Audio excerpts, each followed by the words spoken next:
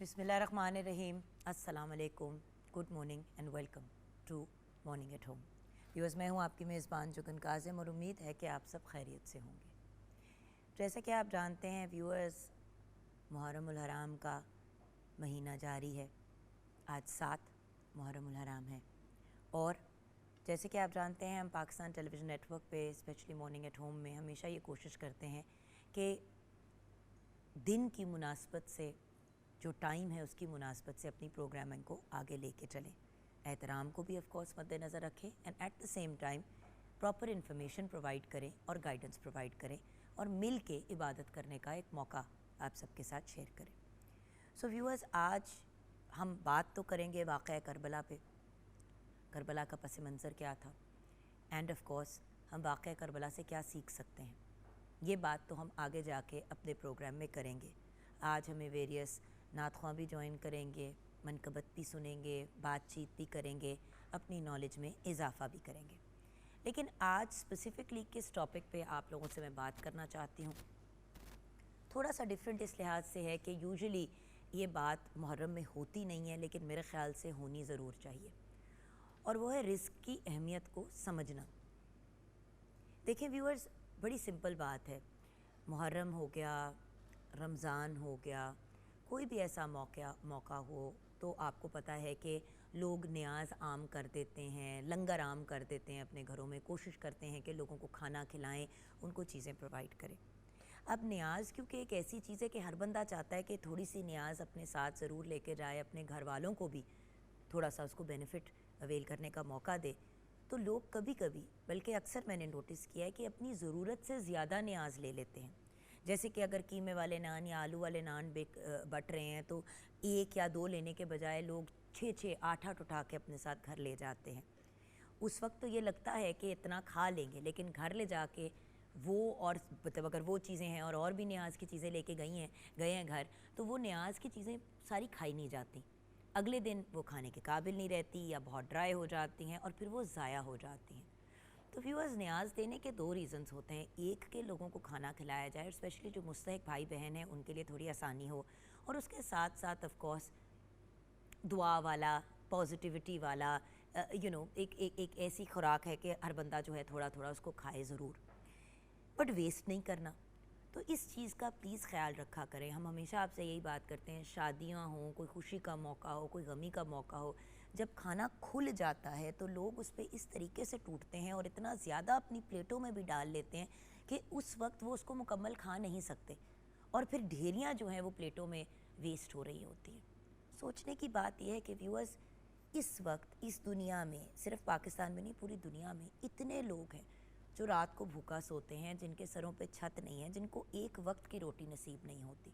तो जब हम खाना इस तरह से ज़ाया करते हैं, वेस्ट करते हैं, तो गुनाह अपनी जगह, और पता नहीं किस बेचारे मज़लूम मुस्तहिक का हमने हक जो है वो मार दिया होता है।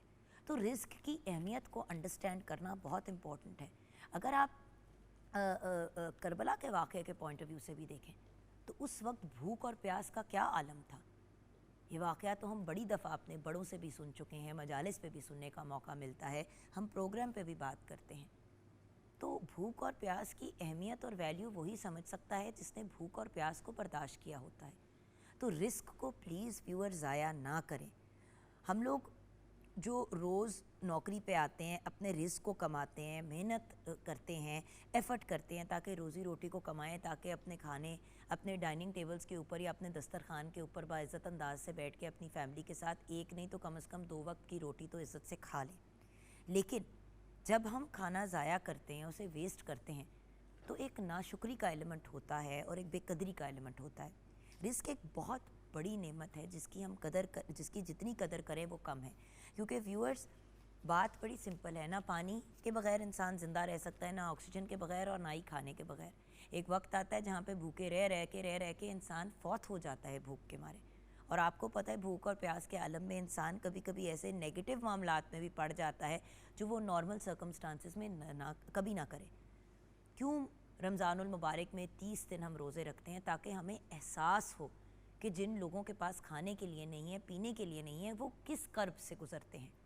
सो व्यूअर्स, एहसास का दामन नहीं छोड़ना, صبر شکر کا دامن نہیں چھوڑنا، اور پلیز جتنی ضرورت کی چیز ہے اتنی لیا کریں، ویسٹ نہ کریں. یہ ایک بہت ہی نیگیٹو بات ہے. اللہ تعالیٰ ہر انسان کو اس کے حصے کا ضرور دیتا ہے، اور اگر کسی کو اس کے حصے کا نہیں ملتا تو انسان ہیومن بینگز کو وسیلے بناتا ہے کہ وہ ان لوگوں تک کھانا پرووائڈ کریں.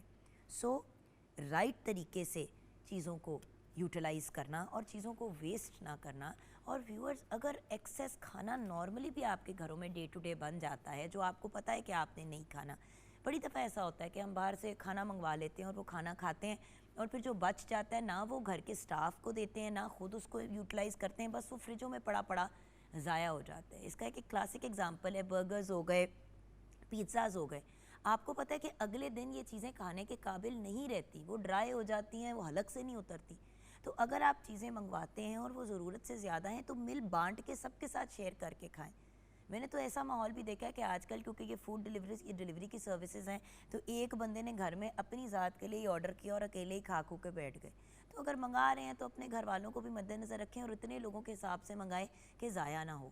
اور اگر ایکسٹرا آ گیا ہے، صاف ستھرا ہے، نہیں یوٹیلائز ہوا، اپنے گھر کے سٹاف اور باقی ممبرز کے ساتھ شیئر کریں، ویسٹ نہ کریں. میں بار بار ایک ہی بات کہتی ہوں، کھانا ضائع کرنا بہت بڑا گناہ ہے. جس نے دیکھا ہوتا ہے نا لوگوں کو تڑپتے ہوئے بھوک کے مارے، پیاس کے مارے، وہ انڈرسٹینڈ کر سکتا ہے، اور جس نے خود اس کو ایکسپیرینس کیا ہوتا ہے. بار بار اس لیے یہ بات کر رہی ہوں ویورز، کیونکہ زندگی بہت چھوٹی ہے. اسی دنیا کے اندر ہم نے پازیٹیوٹی اور اچھے اعمال کر کے دعائیں اور اپنے پازیٹیو اعمال کو لے کے نکلیں گے اس دنیا سے، اور قبر میں بھی ہر انسان نے اپنی اپنی جان ہے تو اپنے اپنے اعمال لے کے جائیں گے.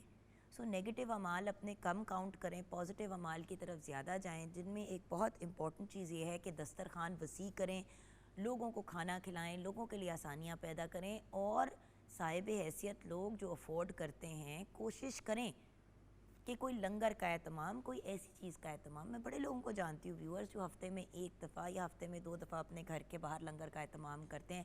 گھر کے اندر ہی بڑی دیگ بنا لیتے ہیں. کچھ لوگ ہوتے ہیں وہ جمعرات کو بناتے ہیں، کچھ جمعے کو بناتے ہیں. ہر بندے کا اپنا ہوتا ہے کہ وہ کیا کرتے ہیں. جو دن آپ کو سوٹ کرتا ہے، ایک دن ہر ہفتے کا رکھ لیں. ہر ہفتے نہیں رکھ سکتے، مہینے کا ایک دن رکھ لیں کہ بھئی ہر مہینے کی 1 تاریخ کو یا 2 تاریخ کو جب سیلریز وغیرہ مل جاتی ہیں تو ہم ایک دیگ ضرور دیا کریں گے. دیکھیں زکوٰۃ اگر 2.5% ہے تو وہ منیمم ایک اماؤنٹ ہے جو آپ پہ فرض ہے.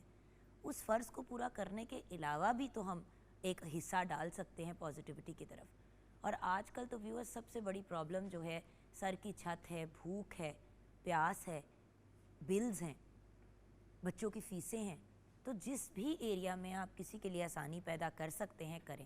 اور بہترین چیز تو یہ ہے کہ لوگوں کو کھانا کھلانے سے بھی بڑھ کے لوگوں کے لیے اگر روزی روٹی کمانے کے آپ مواقع کریٹ کر دیتے ہیں تو اس سے بھی لوگوں کے لیے بڑی آسانی پیدا ہو جاتی ہے. اور جب ایک انسان روٹی کمانا سیکھ جائے گا یا روٹی کمانے کے اس کے پاس مواقع آ جائیں گے تو اسے روٹی مانگنے کی ضرورت نہیں پڑے گی، اور وہ کیا، اس کا پورا خاندان جو ہے وہ خوشحال ہو جائے گا. سو ویورز، ان لمحات میں، ان مومنٹس میں، ان دنوں میں ہمیں کوشش کرنی چاہیے کہ لوگوں کے لیے آسانی پیدا کریں. جہاں بہت سے لوگ اسپیشلی جیسے کہ آئی ایم شیعہ ایز ویل، تو ہم لوگ محرم میں کوئی نیا کام نہیں شروع کرتے، سفر میں بھی کوئی نیا کام نہیں شروع کرتے. پہلے 11 دن تو کم از کم محرم کے ہم احترام میں نیو چیز کا آغاز نہیں کرتے. سو دا پوائنٹ از کہ ان دنوں میں اگر ہم یہ چیزیں نہیں کر رہے تو ہم دوسری چیزوں پہ فوکس کر سکتے ہیں لوگوں کے لیے آسانیاں پیدا کرنے کے لیے. کسی کو آپ نے کوئی ٹھیلا یا سٹال لگا دیا، کسی کی بزنس میں تھوڑی سی انویسٹمنٹ کر کے ان کے لیے کوئی سچویشن ایسی کریٹ کر دی. جو بھی جتنا بھی کر سکتا ہے اپنا حصہ ڈالے. اور بار بار ایک ہی بات کہوں کہ رزق کی اہمیت کو مت بھولیں ویورز. بھوک لگی ہوئی ہوتی ہے نہ نیند آتی ہے، نہ بندہ کام کر پاتا ہے، بچہ ہے تو بچہ پڑھ نہیں پاتا. ہر چیز جو ہے نا وہ الٹ پھلٹ ہو جاتی ہے جب 2 وقت کی روٹی نہیں نصیب ہوتی. سو رزق کی اہمیت کو پلیز ویورز انڈرسٹینڈ کریں. 042992000648 پہ آپ کال کر سکتے ہیں. مارننگ ایٹ ہوم ہمارا فیس بک کا پیج ہے. شیف طیبہ الطاف ہمارے ساتھ ہیں. السلام علیکم شیف طیبہ. کیسی ہیں جوگن آپ؟ الحمدللہ. طیبہ جی مجھے یہ بتائیے کہ ہم آج بات کر رہے ہیں رزق کی اہمیت پہ جی اور لحاظ کرنے کی. بالکل. نیاز ایک چھوٹا سا ایگزامپل ہے، لیکن ڈیلی جو لوگ مجالس پہ جا رہے ہیں اور نہیں بھی جا رہے تو ارد گرد کے ہمسائے وغیرہ بھیج دیتے ہیں نیاز وغیرہ. تو لوگ نا اس چیز میں کہ نیاز ہے سیو کر کے رکھیں، بس ہم اور ہمارے بچے ہی کھائیں. ایکسٹرا آ جاتی ہیں چیزیں. گھر کے سٹاف کو بھوسا پرانا کھانا آپ لوگ دے رہے ہیں اور خود جو ہے نیاز کی فریش چیزیں کھا کے اور پھر ان کو ویسٹ کر رہے ہیں. بالکل. مجھے اس لاجک کی سائنس کی سمجھ نہیں آتی. جگن آپ نے بڑی اچھی باتیں کی اس میں, اور سب سے جو مجھے اچھی بات لگی آپ نے جو کہی وہ یہ کہ رزق کی اہمیت جو ہے وہ انسان سمجھتا ہے جس کے پاس نہیں ہے, اور سب سے زیادہ قدر اسی کو ہوتی ہے اس کی. ہم لوگ کیا کرتے ہیں کہ اللہ تعالیٰ اگر کسی چیز سے نواز دیتا ہے تو ہم اس کو جو ہے وہ بہت لمیٹڈ کر لیتے ہیں اپنی ذات تک. تو میرا پیغام آج یہی ہے آپ سب کے لیے کہ ایک تو محرم کا احترام کریں, اور ہمارے جو امام حسین علیہ السلام ہیں ان کا مقصد, ان کا پیغام جو ہے وہ سمجھنے کی کوشش کریں کہ بیسک جو اس کا مقصد ہے وہ صبر اور استقامت ہے. تو اس میں ان دنوں میں جس طرح ابھی جگن کہہ رہی تھی کہ آپ نے نیاز جو ہے وہ ڈسٹریبیوٹ کریں, آپ اس میں یہ کیٹیگرائز نہ کریں کہ ہم نے پہلے رشتہ داروں کے گھر بھیجنی ہے, ان لوگوں کو کھلائیں. ماشاءاللہ سب لوگ میرے خیال میں ہر سال جو ہے ہم لوگ سب کچھ افورڈ جو بھی کر سکتے ہیں وہ ہم کھا رہے ہوتے ہیں, تو ان لوگوں کو دیں کہ جو ہیں افورڈ نہیں کر رہے. آپ نے امام حسین علیہ السلام کی بات کی, تو آپ کی ذات تو اسرار اور قربانی کی علامت ہے. بالکل. آپ تو اہل بیت کی ان پرسنالٹیز میں, تو سارے اہل بیت کو دیکھیں ہمیشہ اپنے منہ کا نوالا دوسرے کے منہ میں ڈالا. سو بات یہ کہ ہمیں انڈرسٹینڈ کرنا چاہیے کہ صرف حق کو اگر آپ لے لیں کہ یہ وہ لوگ ہیں جنہوں نے کبھی حق کا دامن نہیں چھوڑا, تو حق کے اندر دوسروں کے لیے بھی آسانی پیدا کرنا آتی ہے. جب آپ حق کے لیے آواز اٹھاتے ہیں تو آپ ان لوگوں کے لیے بھی آواز اٹھاتے ہیں نا جو مستحق ہوتے ہیں, جو اپنے لیے آواز نہیں اٹھا سکتے. تو سب سے امپورٹنٹ چیز تو یہ ہے کہ ان لوگوں کے لیے آسانی پیدا کرنے کے پوائنٹ آف ویو سے خوراک, چھت, جو مسائل اور پرابلمز ہمارے ارد گرد کے لوگ فیس کر رہے ہیں ان میں اپنا حصہ ڈالیں آسانی پیدا کرنے کے لیے. ہر بندہ آج کل شیف طیبہ صرف اپنی ٹو میں لگا ہوا بالکل ایسے کہ بس میرا کچھ بن جائے, میں سے نہیں نکل پا رہے, اور یہ نہیں ریئلائز کرتے کہ میں یعنی کہ اپنی ذات سے ہٹ کے کتنے لوگ ہیں جو تکالیف سے گزر رہے ہیں. ہمیشہ یہی بات کرتی ہوں ویورز, ہم لوگ اپنے سے اوپر لوگوں کو دیکھتے ہیں, اس کا گھر دیکھو, اس کی گاڑی دیکھو, اس کا محل دیکھو, اس کا یہ دیکھو, اس کا وہ دیکھو. ہم یہ نہیں دیکھتے, ایک لمحے کے لیے ذرا نیچے دیکھیں گے تو رونگٹے آپ کے کھڑے ہو جائیں گے. بالکل. ہم بہت خوش قسمت ہیں. ایک وقت کی جو روٹی کھا سکتا ہے نا, اس سے 1000 گنا زیادہ خوش قسمت ہے جو ایک وقت کی بھی روٹی نہیں کھا سکتا. جو 2 وقت کی روٹی کھا رہا ہے وہ ایک وقت کی روٹی سے زیادہ لکی انسان ہے. اور اگر اس کے اوپر اللہ تعالیٰ کا کرم ہے تو اس کو تھوڑا سا وہ لوگوں میں بھی سپریڈ کرنا چاہیے. جی بالکل. اور جگن اس میں آپ یہ دیکھیں کہ ہمارے امام سے زیادہ رتبہ کس کا ہوگا, مطلب ان میں اتنی ڈگنیٹی اور یہ سب چیزیں تھیں کہ ہم لوگوں کے پاس تو رتبہ آ جائے تو میں کہتی ہوں کہ ہماری آنکھیں 7ویں آسمان کے اوپر چلی جاتی ہیں. کہتے ہیں نا کسی انسان کا ظرف دیکھنا ہے تو اسے اس وقت دیکھیں جب وہ اپنی ٹاپ آف دا گیم پہ ہو, اور جب وہ بالکل باٹم آف دا گیم پہ ہو, جب وہ کچھ بھی نہ ہو یا وہ جب اس کو سب کچھ مل جائے. سو میں ہمیشہ ایک ہی بات کہتی ہوں ویورز, لوگ کہتے ہیں کہ جو مستحق ہے یا جو انسان مشکل وقت سے گزر ہے اس کی آزمائش یہ ہے کہ اس نے صبر کرنا ہے. تو جس کے پاس پیسہ ہے اس کی آزمائش کیا ہے, کبھی یہ نہیں سوچا؟ اس کی آزمائش یہ ہے کہ اس نے وہ پیسہ ان لوگوں پہ خرچ کرنا ہے جو افورڈ نہیں کرتے, کیونکہ پیسہ خرچ کرنے کے لیے بڑا جگرا چاہیے ہوتا ہے, اور بڑے کم لوگ ہیں جن کا دل اتنا بڑا ہوتا ہے اور جن کا ظرف ایسا ہوتا ہے کہ اللہ تعالیٰ نے ان کو ہر چیز سے نوازا تو انہوں نے پھر ان لوگوں کو نوازنا شروع کر دیا, اور وہ بھی اللہ تعالیٰ کی رضامندی سے اور اللہ تعالیٰ کی مرضی سے, کیونکہ اللہ تعالیٰ کی اجازت کے بغیر تو پتہ تک نہیں ہل سکتا. تو اگر آپ ارب پتی ہیں یا کھرب پتی ہیں, کروڑ پتی ہیں یا لاکھ پتی بھی ہیں, تو تب بھی آپ کو اللہ تعالیٰ نے نوازا ہے. اب رب تعالیٰ کو تو آپ کی نوازشوں کی ضرورت نہیں ہے, الحمدللہ ہمارا رب دینے والا ہے, اس کو کچھ بھی لینے یا مانگنے کی ضرورت نہیں ہے. نماز تک ہماری ضرورت ہے, ہمارے رب کی نہیں. ہاں اللہ تعالیٰ کی خوشنودی حاصل کرنی ہے تو اس کے بندوں کے لیے آسانی پیدا کریں, اس کے بندوں کو پیار کریں, اور ان کے بندوں کو کھانا کھلائیں, دسترخوان اپنے وسیع کریں, لوگوں کے لیے آسانیاں پیدا کریں. کوئی تکلیف میں ہے, ان کی تکلیف میں جا کے ان کی تکلیف کو کم کرنے کی کوشش کریں. بات یہ ہے کہ پیسہ خرچ کرنا ضروری نہیں ہوتا ویورز, اپنے ہی گھر میں بنا ہوا کھانا کسی ایک اور بندے کو کھلا دیں, دیکھیں آپ کے رزق میں کتنی زیادہ اللہ تعالیٰ اضافہ کریں گے. ہم ہمیشہ سوچتے ہیں کہ اگر میں نے یہ چیز کٹ آؤٹ کر دی تو میرے خرچے کم ہو جائیں گے, اور ہمیشہ جو چیز ہم کٹ کرتے ہیں وہ دوسری کی آسانی کی چیز ہوتی ہے. کبھی بھی اپنی ذات کی آسانی نہیں ہم کم کرتے. تھوڑا سا اپنے آپ کو تکلیف میں ڈال کے تو دیکھیں, دوسروں کے لیے آسانی پیدا کرنے کے لیے اللہ تعالیٰ آپ کو ہر تکلیف سے جو ہے وہ فری کر دیں گے انشاءاللہ. خیر, گفتگو تو جاری رہے گی, بریک کی طرف جائیں گے, بریک کے بعد واپس آئیں گے. تو آج کچن میں نیاز کے پوائنٹ آف ویو سے کس چیز کا اہتمام ہو رہا ہے, کیا ہم ریسیپی بنا رہے ہیں, یہ بھی جانیں گے شیف طیبہ سے. اینڈ دین اس کے بعد ہم بات کریں گے واقعہ کربلا کی. آپ ہمارے ساتھ رہیے گا.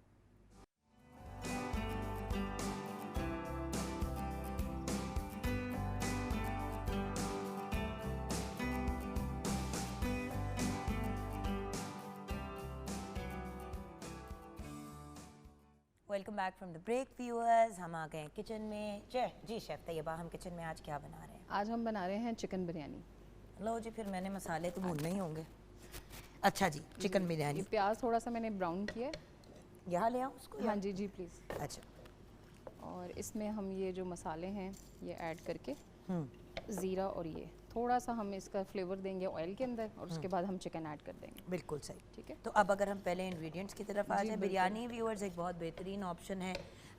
न्याज के पॉइंट ऑफ व्यू से बहुत से लोगों को होता है, जिस तरह हमने चने वाले पुलाव भी बताया आपको बनाने, कल दाल गोश्त हमने बताया कि भाई दाल गोश्त भी नान जी, के ऊपर रख के बिल्कुल ऐसे ही। दिया जा सकता है, ग्रेवी नहीं होती। बिरयानी बेस्ट ऑप्शन होती है स्टायरोफॉर्म के बॉक्सेस में अगर आप दे देते हैं या थैलों में डाल के दे देते हैं, तो अच्छा अल्टरनेटिव होता है। वैसे तो लोग अगर अपनी डिशेस ले आएँ तो वेस्टेज कम होती है। बिल्कुल। और लोग जो कि बहुत ज़्यादा एक्सपेंसिव चीज़ों के बारे में सोचते रहते हैं, फिर वो कुछ कर नहीं पाते। आप हल्की मतलब लाइट बजट में जो है वो बना के चीज़ उसको भी डिस्ट्रीब्यूट करें तो अल्लाह ताला की ज़ात है कबूल करने वाली।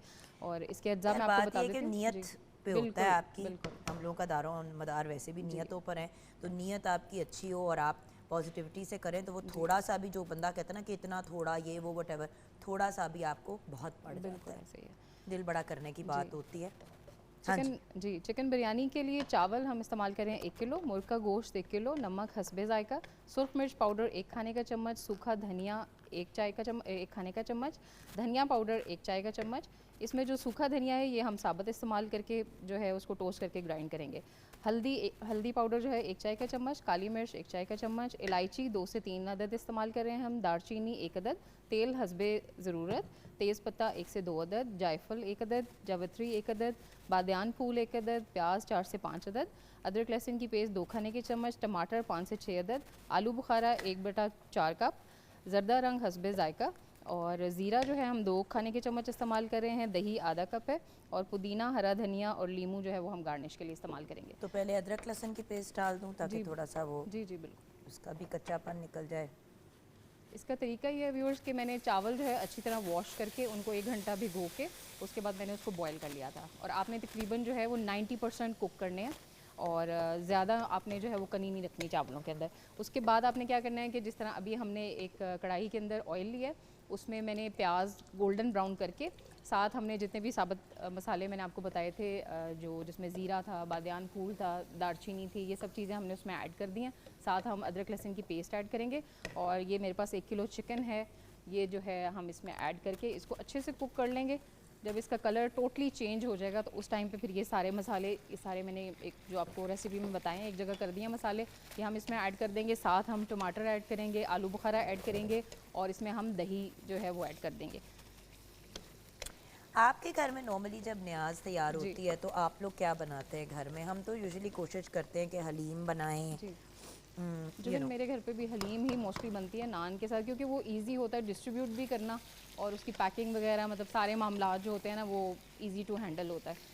और वैसे भी कीमे वाले नान और बिल्कुल। डिफरेंट इस तरह आलू के नान हो गए, ये भी बड़ा एक अच्छा ऑप्शन हो जाते हैं। बिल्कुल। बड़े लोग जो हैं वो दूध भी देते हैं। अच्छा, मेरी एक जो मुहर्रम का शरबत भी हमने ऑन एयर उस दिन बनाना सिखाया था, उसका भी मतलब वो बेसिकली तो दूध में ही बनता है, राइट? यूजुअली जब सर्दियों में होता है तो उसको दूध या उसको गर्म करके भी लोग पी लेते हैं, और गर्मियों में एज अ ड्रिंक आप पीते हैं तो वही दूध बादाम वगैरह चीज़ें। तो लोग क्या करते हैं कि छोटी डिस्पोजेबल बोतलें ले आते हैं और उन बोतलों के अंदर वो दूध फिल करके लोगों को दे देते हैं। तो अगर आपने बना के इस तरह से देना है आप ये भी कर सकते हैं।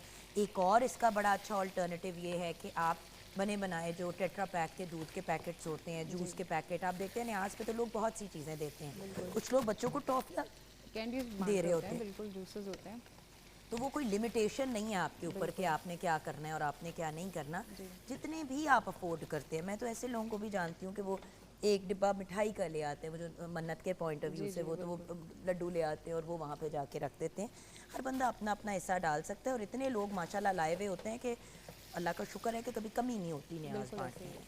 लेकिन एक और बात है यहाँ पे शेफ़ तैयबा, जिसका मुझे अफसोस भी होता है, जो मैं हमेशा कहती भी हूँ कि देखें, सिर्फ मुहर्रम में, रमज़ान में या इन मौक़ों पे चीज़ें करने का मुझे लॉजिक नहीं समझ आती। मतलब ज़रूर करना चाहिए, सवाब भी होता है और अल्लाह की राह में आप दे रहे हैं, आप जितना भी दें, लेकिन बाकी साल भी तो लोगों को भूख लगी होती है ना यार।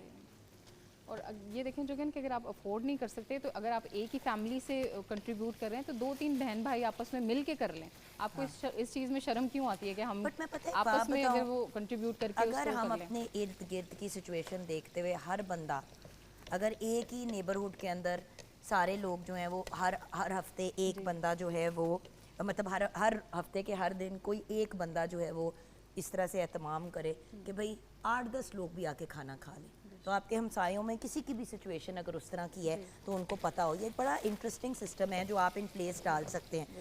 میں پہلے یہ ڈال دوں یا آلو بخارا؟ آلو بخارا ہم اس لیے ایڈ کریں گے, یہ ایک ٹرک ہوتی ہے کہ آپ کا چکن جو ہے وہ ٹوٹے گا نہیں, اس کی کھٹاس کے ساتھ جو ہے نا چکن آپ کا وہ ٹوٹے گا نہیں, سارے پیسز ایسے ہی رہیں بالکل گے. صحیح ہے. تو تھوڑا سا براؤن کر کے یہ کر دیا, اس کو 2 منٹ کے لیے ہم اس میں رہنے دیتے ہیں جب تک وہ کوک ہو رہا ہے. اچھا یہاں پہ جو میں سجیشن کر رہی ہوں نا, وہ اگر ہمارے ویورز اس کو انڈرسٹینڈ کر جائیں تو بڑا ہی ایک وہ کول چیز ہو سکتی ہے. دیکھیں جیسے کہ میں نے کہا کہ آپ کے بچے اسکول میں پڑھ رہے ہیں, آپ کو پتہ چلتا ہے آپ کے ہمسایوں کے بچے جو ہیں وہ آؤٹ آف اسکول ہیں کسی وجہ سے, فیسوں کی وجہ سے, وٹ ایور. ہر بندہ اپنا اپنا ارد گرد کر کہ یار میں تمہاری بیٹی کی دے دیتی ہوں, کوئی اور نیبر کہہ دے میں آپ کے بیٹے کے دے دیتا ہوں. ایک ٹائم ہی نکالنا ہوتا ہے نا, بالکل ایسے ہی ہیلپ کر دے. اسی طرح پہلے تو ہوتا تھا لوگوں کی شادیاں ہو رہی ہوتی تھی, کوئی فنکشنز کوئی ایونٹس ہوتے تھے, ایک ایک چیز میں ہمسائے جو ہیں وہ حصہ ڈالتے تھے. خوشی ہو غمی ہو, کوئی خدا نخواستہ فوت کی ہو, تو جتنے دن مطلب میں ایسے لوگوں کو بھی جانتی ہوں جہاں پہ 40ویں تک ان لوگوں کے گھر کھانا نہیں پکتا جن کے گھر ڈیتھ ہوئی ہے. تو آپ ان چیزوں کو کا اگر خیال کریں, اور اس کے ساتھ ایک اور بڑا امپورٹنٹ ایلیمنٹ جیسے کہ میں نے کہا کہ اگر ہر بندے کو اگر ہمسایوں میں پتہ ہے کہ جی فلاں کے گھر جو ہے وہ ہوتی ہے ایکسٹرا کھانا بنا ہوا ہوتا ہے, کسی نے اگر جا کے لینا ہے تو وہ لے سکتا ہے, تو بڑے باعزت انداز میں لوگ اپنی زندگی آسان کر سکتے ہیں. نیبرز میں مطلب ایک دن طیبہ کے گھر ہے, ایک دن میرے گھر ہے لنگر, ایک دن آمنہ کے گھر ہے, ایک دن عائشہ کے گھر ہے, آپ سمجھ رہے ہو, اس طرح کر کے تو سب اپنا کنٹریبیوشن کر سکتے ہیں. میں یہ کہہ رہی ہوں کہ ریگولر کوئی چیز کرنی شروع کریں ویورز, اگر افورڈ کرتے ہیں. گھر کے باہر پانی کا آپ نے کولر لگا دیا, فلٹر پانی والا, ورنہ نلکے تو ادھر ادھر لگے ہوئے ہوتے ہیں لیکن صاف پانی نہیں ہوگا تو اس کا کسی کو کیا فائدہ. سو گرمی ہے, پانی کا اہتمام کر لیں. آپ آج آئی تھنک اسکنجبین بھی بنانا سکھائیں گی. بالکل, آج ہم وہ بھی بنا رہے ہیں. تو اس کی طرف بھی آ جاتے ہیں. اچھا یہ ٹماٹر ڈال دیں, اب اس کے اندر پانی ڈالنا ہے. اس میں ہم تھوڑا سا پانی ڈال کے اس کو کور کر دیں گے تاکہ چکن جو ہے وہ اسی کے ساتھ کک ہو جائے گا, اور جس وقت اس کو ہم بھونیں گے اس وقت ہم اس میں دہی ایڈ کریں گے, اور بعد میں پھر جب یہ تیار ہو جائے گا, مسالے اس کے ڈرائی ہو جائیں گے, پانی خشک ہو جائے گا, تو پھر ہم اس کی لیئرنگ کریں گے. کیونکہ چاول ہمارے آلریڈی, یہ دیکھیں ویورز, یہ ہم نے آلریڈی کوکڈ چاول ہمارے پاس ہیں. لیئرز میں جب آپ بریانی کو بناتے ہیں تو اس کی آسانی ہو جاتی ہے کہ آپ کے لیے ایزی ہو جاتا ہے. تو یہ بھی ہمارا ریڈی ہے بیسکلی. تو اب اس کے کک ہونے کا انتظار ہے اور پھر لیئرز اینڈ ڈن. اچھا اسکنجبین کی طرف آ جاتے ہیں. another thing جو بہت سے لوگ بانٹتے ہیں اس طرح,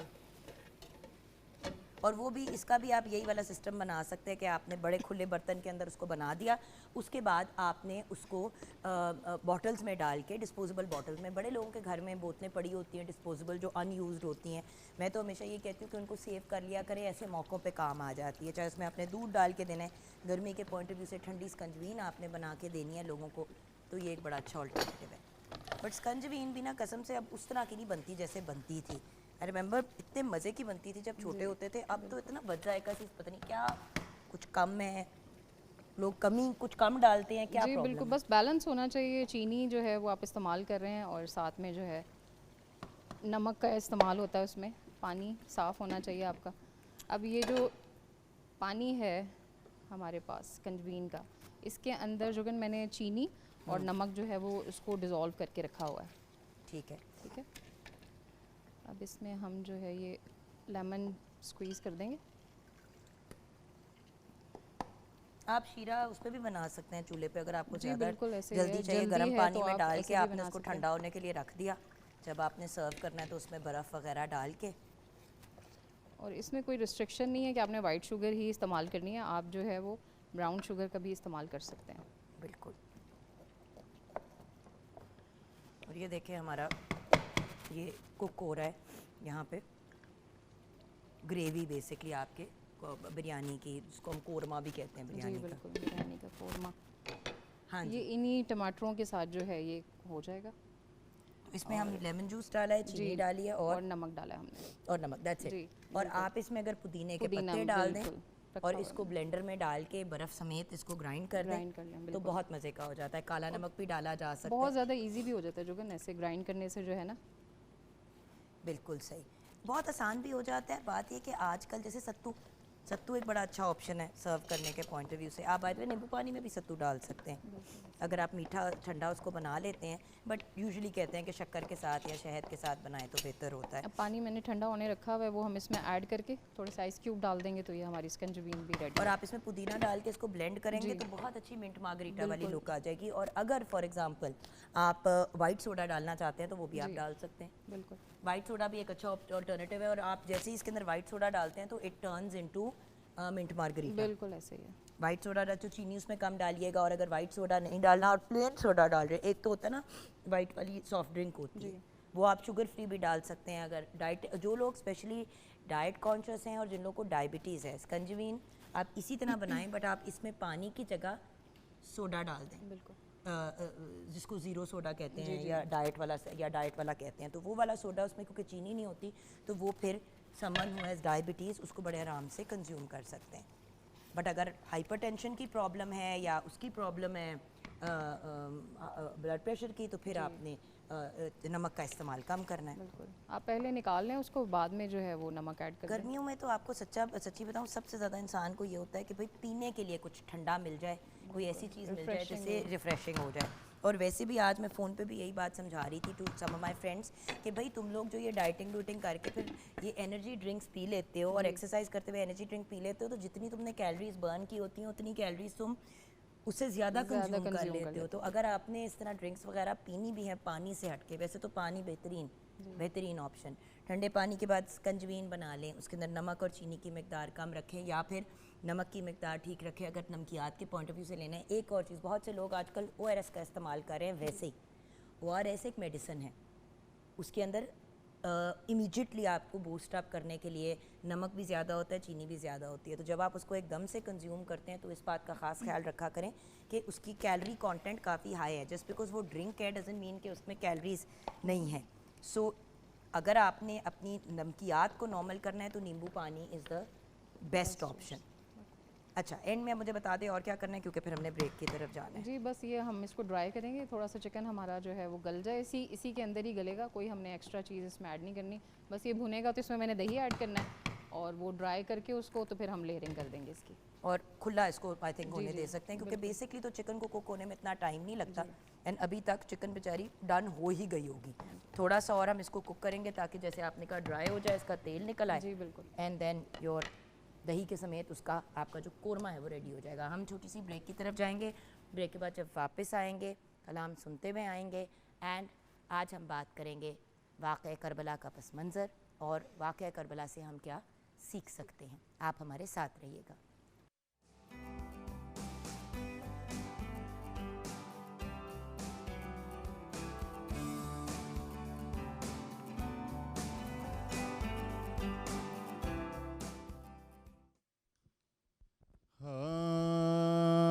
ایسا بادشاہ حسین ہے, میرا حسین ہے, ایسا بادشاہ حسین ہے.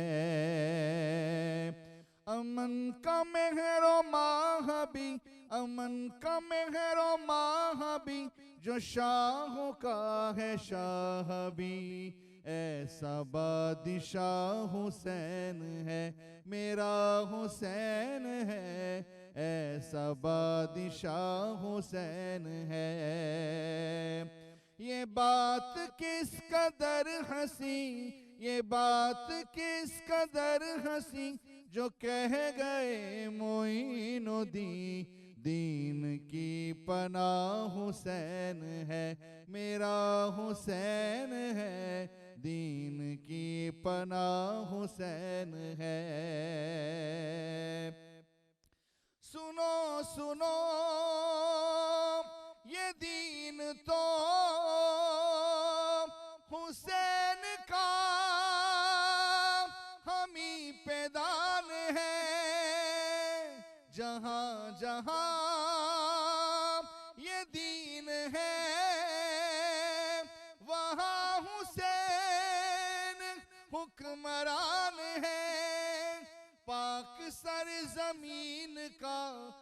خاک سرزمین کا اس کے ہر مکین کا اب تو سربراہ حسین ہے، اب تو سربراہ حسین ہے، میرا حسین ہے، ایسا بادشاہ حسین ہے۔ دعاؤں میں نواؤں میں جو واسطہ انہیں بنائے گا، بہشت کی فراخیوں کا راستہ انہیں بنائے گا۔ نہ واسطے میں توڑ ہے، نہ واسطے میں توڑ ہے، نہ راستے میں موڑ ہے، ایسی سیدھی راہ حسین ہے، میرا حسین ہے، ایسا بادشاہ حسین ہے۔ چھپا ہوا خزانہ تھا میرا کسی کو بھی پتا نہ تھا، چھپا ہوا خزانہ تھا میرا کسی کو بھی پتا نہ تھا، نہ آتے یہ وجود میں تو میں کسی کا بھی خدا نہ تھا، میری کل خدائی ہی، میری کل خدائی ہی جن کے روبرو بنی، پانچواں گواہ حسین ہے، پانچواں گواہ حسین ہے۔ یہ بات کس قدر ہنسی، یہ بات کس قدر ہنسی جو کہہ گئے معین الدین، دین کی پناہ حسین ہے، میرا حسین ہے، ایسا بادشاہ حسین ہے۔ امن کا مہر و ماہ بھی جو شاہوں کا ہے شاہ بھی، ایسا بادشاہ حسین ہے، میرا بادشاہ حسین ہے۔ سبحان اللہ، سبحان اللہ۔ بے شک ہمارے ساتھ آج ہمارے بہت ہی پیارے بھائی احمد علی دانش ہیں، جو بہت ہی خوبصورت آواز کے مالک ہیں اور نیشنلی انٹرنیشنلی ریناؤن ثنا خواں بھی ہیں۔ السلام علیکم بھائی۔ وعلیکم السلام۔ ویورز، آج ہم بات کریں گے واقعہ کربلا کی، واقعہ کربلا کے مقصد کی اور یوم عاشور کی۔ آج 7 محرم الحرام ہے اور آج اس ٹاپک پہ بات کرنے کے لیے ہمارے ساتھ بہت ہی ریناؤن، بہت ہی بریلینٹ پرسنالٹیز ہیں، جو ہمارے استاد بھی ہیں اور ہمیں بہت بریلینٹ گائیڈنس دیتے ہیں۔ تو آئیے ملاقات کرتے ہیں میرے اساتذہ سے۔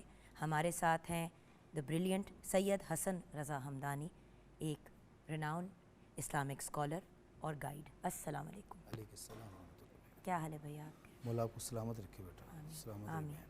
اور ہمارے ساتھ ایک اور بریلینٹ پرسنالٹی، بریلینٹ اسکالر، ہمارے پروگرام کا ریگولر حصہ رہتے ہیں، سید منیر گیلانی صاحب۔ السلام علیکم۔ وعلیکم السلام ورحمۃ اللہ وبرکاتہ۔ گفتگو کا آغاز کرتے ہیں حسن بھائی آپ کے ساتھ۔ جب ہم یوم عاشور کی بات کرتے ہیں تو سب سے پہلے تو واقعہ کربلا اور اس کے پس منظر، اس کی بیک گراؤنڈ، اس کی بیک سٹوری کو انڈرسٹینڈ کرنا بہت ضروری ہے۔ کیا ہوا وہ تو ہم جانتے ہی ہیں، کیوں ہوا یہ اگر آپ ہمیں گائیڈنس دے دیں تو کیا ہی بات ہو۔ بسم اللہ الرحمن الرحیم وبہ نستعین خیر ناصر معین۔ جب اللہ نے حضرت آدم علیہ السلام کو خلق کیا تو خلق کرنے کے فوراً بعد جب منزل امتحان سے گزارا اور حضرت آدم علیہ السلام امتحان سے کامیاب گزرے اور شیطان نے سجدے سے انکار کیا ان کی کامیابی پر، جو اللہ نے کہا تھا کہ جب وہ تم سے علم میں آگے نظر آئے تو فقعوا لہ ساجدین، تو تم سب اس کے سر کے اس کے بارگاہ میں اس کو قبلہ بنا کے سجدہ کر دینا۔ شیطان نے ابا واستکبر وکان من الکافرین، اور اس نے پھر اپنی تمام جو اس نے عبادت کی تھی اس کا اللہ سے اجر مانگا کہ مجھے یوم یبعثون تک مجھے مہلت دے دو۔ وہ شیطان بشریت کا دشمن ہے، نبی آتے رہے، نبی پیغام دیتے رہے، نبیوں کے جانے کے بعد ان کی امتیں جو ہیں وہ شیطان کے ورگلاوے میں آ کے رائے حق سے ہٹتی رہیں، صراط مستقیم جادہ حق کو چھوڑ کے جو ہے وہ جہالت کی طرف بڑھتی رہیں۔ نبی اکرم صلی اللہ علیہ وسلم نے اپنی شبانہ روز 23 سالہ مسلسل محنت کے بعد اسلام کی ایک ایسا خوبصورت معاشرہ ماحول تیار کیا۔ اسلام نبی اکرم صلی اللہ علیہ وسلم کی دنیا سے رحلت کے بعد، شہادت کے بعد، منزل عروج کے بعد، دنیا چھوڑنے کے بعد بہت سے نو مسلمز اسلام کی طرف آئے، اور جہاں پھر مسلمانوں کا روم کے ساتھ اور شام کے ساتھ اور دیگر تہذیب و تمدن کے ساتھ ان کا اختلاط ہوا، تو وہاں کی چیزیں بھی یہاں پر، اسلام کی چیزیں وہاں اور وہاں کی چیزیں یہاں پہ منتقل ہونے لگی۔ تو ایک مادیت پرستی جو تھی وہ معاشرے میں کیا کہیں کہ اس کو حلول کرنے لگی۔ اس کا نتیجہ نکلا کہ لوگ دلی طور پہ خدا سے اتنا دور ہو گئے کہ نبی اکرم صلی اللہ علیہ وسلم کی دنیا چھوڑنے کے ٹھیک 50 سال بعد ایک ایسے شخص کے ہاتھ پہ بیعت کرنے میں سب تیار ہو گئے کہ جس کے لیے خود امام حسین علیہ السلام نے ولید کے دربار میں، جب ان کو ولید کے دربار میں طلب کیا گیا رجب المرجب کے اختتامی مراحل میں 60 ہجری میں، تو طلب کیا گیا، تو امام علیہ السلام نے وہاں پہ کھڑے ہو کے فرمایا مثلی لا یبایع مثلو، کہ مجھ جیسا کبھی بھی یزید جیسے کی بیعت نہیں کرے گا۔ کیوں نہیں کرے گا؟ فرمایا شارب الخمر، وہ شراب پینے والا ہے، وہ نفس محترمہ کا قاتل ہے، وہ لہو و لعب کرتا ہے، مسجد میں بدنوں سے کھیلتا ہے، وہ خدا کے حلال کو حرام کرتا ہے اور خدا کے حرام کو حلال کرتا ہے۔ امام حسین علیہ السلام کی اس سے پہلے یزید سے ملاقات ہو چکی تھی۔ یزید امیر الحج بن کے مکہ میں آیا تھا، امام حسین علیہ السلام بھی حج کے لیے وہاں پہ موجود تھے، اور جب 57 ہجری میں یزید امیر حج بن کے آیا تو امام علیہ السلام چونکہ اہل بیت رسالہ جو تھے اور وہ جبل نور پر اپنے خیمے نصب کرتے تھے، اور جب جبل نور پر جبل رحمت پر جو ہے وہ خیمے نصب تھے، تو اس وقت یزید نے خواہش کی کہ میں امیر المومنین اپنا فرزند امیر المومنین علی بن ابی طالب سے، امام حسین سے ملاقات کرنا چاہتا ہوں، فرزند پیغمبر سے۔ تو جب وہ ملاقات کے لیے پہنچا، امام علیہ السلام نے اس کی گفتگو کو سنا، اس کی بات کو سنا۔ اگلے سال پھر وہ امیر حج بن کے آیا، اگلے سال جب وہ دوبارہ امیر حج بن کے آیا تو اس نے دوبارہ ملاقات کی خواہش کی، تو امام نے فرمایا کہ میں اس سے ایک ملاقات کر چکا ہوں اور اس کے باطن کو جانتا ہوں، ایسے فاسق و فاجر کے ساتھ ایک لحظہ بیٹھنا بھی حسین گوارہ نہیں کرتا، اور پھر کل کو وہی مسلمانوں کا حاکم بنتا ہے اور مسلمان اس کے ہاتھ میں بیعت کرتے ہیں، اور پھر وہ 4 افراد کے لیے خصوصی لکھا جاتا ہے کہ ان سے بیعت لے لیجئے، ان 4 میں مولا امام حسین علیہ السلام بھی ہیں۔ امام حسین علیہ السلام وہاں پہ اعلان کرتے ہیں کیونکہ اگر آپ سے بیعت نہ لی، دنیا جہان کا اگر بندہ بیعت کر لیتا، لیکن اگر مولا حسین نہ کرتے تو کسی نے نہیں ماننا تھا، اوتھینٹسٹی نہیں رہنی تھی نا بات کی، ایسے 100% ایسے، کیونکہ نواسۂ رسول کی اوتھینٹسٹی کے بغیر پاسبل نہیں تھا، رائٹ؟ کیونکہ 100%۔ بالکل صحیح، ٹھیک۔ تو وہ سارا اسی پہ تھا۔ امام علیہ السلام کو اکیلا بلایا گیا تھا، بنی ہاشم آپ کے ساتھ گئے تھے مگر دروازے سے باہر تھے۔ جب اکیلا دیکھا تو ولید چونکہ وہاں پہ مدینے کا حاکم تھا، گورنر تھا شام میں یزید کی طرف سے، تو ولید کے دربار میں مروان بھی موجود تھا۔ مروان نے اشارہ کیا کہ حسین ابن علی اگر آج ہاتھ سے چلے گئے تو پھر یہ دوبارہ تمہارے ہاتھ نہیں آئیں گے۔ تو بہرحال وہاں پہ معاملہ جو ہے وہ آگے بڑھا، تو امام علیہ السلام نے 28 رجب کو مدینہ چھوڑ دیا اور مکہ کا رخ فرمایا۔ مکہ جب تشریف فرما ہوئے 3 شوال المعظم کو حضرت مکہ میں پہنچے، اور مکہ میں باہر سے لوگ آئے، ملاقاتیں ہوئیں، مفود کا مکالمے ہوتے رہے، کوفہ سے لوگ آتے رہے۔ پھر کوفہ کے لوگوں نے امام حسین علیہ السلام کو خطوط لکھے، 18,000 خط امام حسین علیہ السلام کو لکھے گئے کہ فرزند زہرا آپ قیام کی 18,000 افراد نے خطوط لکھے، یعنی خط اس طرح سے کہ ایک قبیلے کا سردار ہے، اس کے قبیلے کے 500 افراد ہیں، تو وہ سردار کا خط ہے اور اس کے اوپر سردار کی مہر ہے، اور بڑے بڑے جو خاندان کے افراد ان کی مہر ہے۔ اس طرح 18,000 افراد نے امام حسین علیہ السلام کو 18,000 خطوط لکھے گئے، اور خطوط جب امام علیہ السلام تک پہنچے تو ذرا فرزند پیغمبر کی ذمہ داری بنتی تھی، اور امام علیہ السلام نے مدینے سے نکلتے ہوئے بھی فرمایا تھا کہ میں کوئی فساد کی خاطر نہیں نکل رہا، نہ ہی میں کوئی اپنی حکومت کی خاطر نکل رہا ہوں، بلکہ میں اس لیے نکل رہا ہوں انما خرجت لاصلاح طلب امت جدی، میں نانا محمد کی امت کی اصلاح کی طلب کی غرض سے نکل رہا ہوں، ان اامر بالمعروف ونہی عن المنکر، تاکہ میں قیام کروں اور امر بالمعروف اور نہی عن المنکر کو زندہ کروں، وہ اسیرت جدی و سنت جدی و اسیرت بصیرت ابی علی بن ابی طالب، اپنے نانا محمد کی سنت کو زندہ کروں اور اپنے بابا علی کی سیرت کو زندہ کروں۔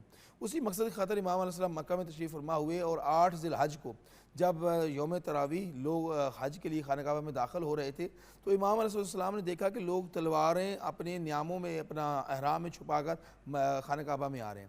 امام نے فوراً وہاں سے حج کا ارادہ جو ہے اس کو عمرے میں بدلا، اور بدلنے کے بعد امام علیہ السلام مکہ سے نکل گئے۔ امام علیہ السلام جو ہے وہ کوفہ کی جانب رواں دواں تھے، چونکہ حضرت مسلم ابن عقیل جن کو پہلے امام علیہ السلام اپنا سفیر بنا کر کوفہ بھیج چکے تھے، اور وہاں پہ 40,000 افراد امام حضرت مسلم ابن عقیل کے ہاتھ پر امام حسین کی بیعت کر چکے تھے، تو ایک وہ جو حجت تھی وہ تمام ہو چکی تھی، اب امام علیہ السلام اس منزل کی طرف بڑھ رہے تھے۔ تو ایسے میں یہ ہوتا ہے کہ امام علیہ السلام حرم خدا سے 2 منزل کے فاصلے پر پہنچتے ہیں، تو وہاں کوفہ سے آنے والے لوگوں سے حضرت مسلم کی بابت خبر لیتے ہیں۔ تو حضرت مسلم کی بابت خبر دی جاتی ہے کہ کوفہ کے حالات بدل گئے ہیں، اب عبید اللہ ابن زیاد کوفہ کا حاکم بن گیا ہے اور اس نے کوفہ کے لوگوں کی تلواروں کو خرید لیا ہے اور قبیلوں کو خرید لیا ہے، اور اس سبب جو ہے وہ مسلم گرفتار ہوئے اور مسلم کا سر قلم کیا گیا۔ اب جو ہے مسلم کے سر کے ساتھ کوفہ کے بچے کھیل رہے ہیں ان کے، اور حضرت مسلم کا جو بدن ہے اس کی پاؤں میں رسیاں ڈال کے گلیوں میں پھرایا جا رہا ہے گھوڑوں کے پیچھے باندھ کے۔ تو امام علیہ السلام کو گزن پہنچا، تکلیف پہنچی کہ جنہوں نے اتنے خطوط لکھے اور پھر اس طرح سے پھر گئے۔ آپ جلادی کا لیول دیکھیں، یہ تو بشریت کی انتہائی، کیا کہیں کہ وہاں پہ حیوان بھی ایسا نہیں کر سکتے۔ بشریت کی شرمندگی کی انتہا ہو گئی کہ جو مہمان ہے اور مہمان کے ساتھ یہ سلوک کیا جا رہا ہے، جس کو خود بلوایا گیا ہے اس کا نمائندہ وہ آیا ہوا ہے۔ تو ایسے میں امام علیہ السلام ایک منظر یہ آتی ہے کہ 29 ذی الحج کو یا 30 ذی الحج کو امام کے ساتھی دعائیں سفر میں، تو دور سے کچھ سائے نظر آتے ہیں، تو حضرت امام کے ساتھی جو ہیں وہ تکبیر بلند کرتے ہیں، نعرہ یعنی اللہ اکبر کی صدا دیتے ہیں۔ تو جو یہ اللہ اکبر صدا دیتے ہیں، امام فرماتے ہیں کہ بریر خیریت ہے، آپ نے تکبیر بلند کی۔ فرمایا فرزند پیغمبر وہ سامنے کوفہ کی کھجوریں نظر آ رہی ہیں۔ امام علیہ السلام زین میں بلند ہوئے اور فرمایا نہیں، یہ کوفہ کی کھجوریں نہیں ہیں، یہ لشکر ہے جو ہماری گرفتاری کے لیے آ رہا ہے۔ جب سامنے مقابلہ ہوا تو سامنے والے لشکر کی حالت یہ تھی، جناب حر بن یزید رہائی کی قیادت میں وہ 1000 کا لشکر تھا جو امام کو گرفتار کر کے کوفہ لے کے جانے چاہتا تھا۔ تو اس لشکر کی حالت یہ تھی کہ پیاس کی شدت کی وجہ سے ان کے ہونٹوں سے خون جاری تھا، رخسار جو ان کے پھٹے ہوئے تھے، اور وہ گھوڑوں پہ کبھی دائیں جھول جاتے تھے کبھی بائیں، ان کے ہاتھوں میں نیزے تھے، وہ نیزے جب ہلتے تو ایسا لگتا جیسے کھجوروں کی شاخیں ہل رہی ہیں۔ تو جب امام علیہ السلام کا ان کے سامنا ہوا تو یہ فرزند پیغمبر ہے، خلق عظیم کے مالک کا بیٹا ہے اور خود کریم ابن کریم ہے۔ تو ایسے میں اب امام علیہ السلام اگر چند لحظے چند پہر ان کو چھوڑ دیتے، پانی نہ دیتے، تو وہ وہیں پیاس کی شدت سے مر جاتے، لیکن یہ ظاہر خدا کا ایک نمائندہ ہے، امام ہے، بشریت کی محبت ہے۔ تو حضرت عباس سے فرماتے ہیں عباس جو 3 منزل پہلے ہم نے 1000 مشق اپنی ضرورت سے وافر بھر لی تھی وہ تم اس لشکر کو دے دو۔ وہ سب کو ایک ایک لشکر والوں کو پانی پلایا جاتا ہے۔ وہاں پہ ایک شخص روایت کرتا ہے کہ میں چونکہ پانی چھڑکاؤ کی حیثیت رکھتا تھا خیموں میں، تو میری کوئی حیثیت نہیں تھی، تو میرا کام تھا مشق کھولنا اور مشق بند کرنا۔ مشق میرے سامنے رکھی گئی تو پیاس کی شدت سے میرے بدن میں راشا تھا اور مجھ سے مشق کا تسمہ نہیں کھول رہا تھا۔ کہتے میں نے ایک کریم کو دیکھا کہ جو چلتا ہوا میرے قریب آ رہے ہیں اور خوبصورت نورانی چہرہ ہے، انہوں نے تسمہ کھولا اور میرے ہاتھ میں دے دیا، لیکن وہ راشے کی وجہ سے پانی میرے ہاتھ سے گرتا تھا، تو انہوں نے اپنے ہاتھ کا چلو بنایا، میرے دہان کے ساتھ رکھا اور دوسرے ہاتھ سے مشق میں پانی ڈالنے لگے اور مجھے پانی پلانے لگے۔ جب میں سیر ہو گیا تو میں نے ان کو اشارہ کیا کافی۔ کہتے میں پھر اپنے کام میں مشغول ہو گیا، میرا چاہے کوئی حیثیت کوئی نہیں تھی لشکر میں۔ مجھے اس دن جس دن وہ 10 محرم تھی اور ایک چھوٹے سے بچے کو اٹھا کے ٹیلے پہ کھڑے تھے، تو میں نے کسی ساتھ سے پوچھا یہ بزرگ کون ہے، اس سے مجھے پانی پلایا تھا؟ اس نے کہا یہی حسین ابن علی ہے کہ جس کے مقابلے میں ہم سب آئے ہیں۔ وہ نصرانی تھا، مسیح تھا اور صفائی کا کام تھا اس کا لشکر میں۔ تو بات کا مقصد یہ ہے کہ جس حسین نے 1000 افراد کو پانی پلایا، انہی سے 6 ماہ کے بچے کے لیے پانی مانگا، اور فوج اشقیا واقعی شقی القلب تھے، انہوں نے پانی کے بجائے اس بچے کو وہ تیر مارا کہ جو عام جنگوں میں گھوڑوں کو مارا جاتا تھا، کہ اس کے لیے روایت لکھتی ہے کہ ایک کان سے دوسرے کان تک علی اصغر جو ہے وہ ذبح ہو گئے۔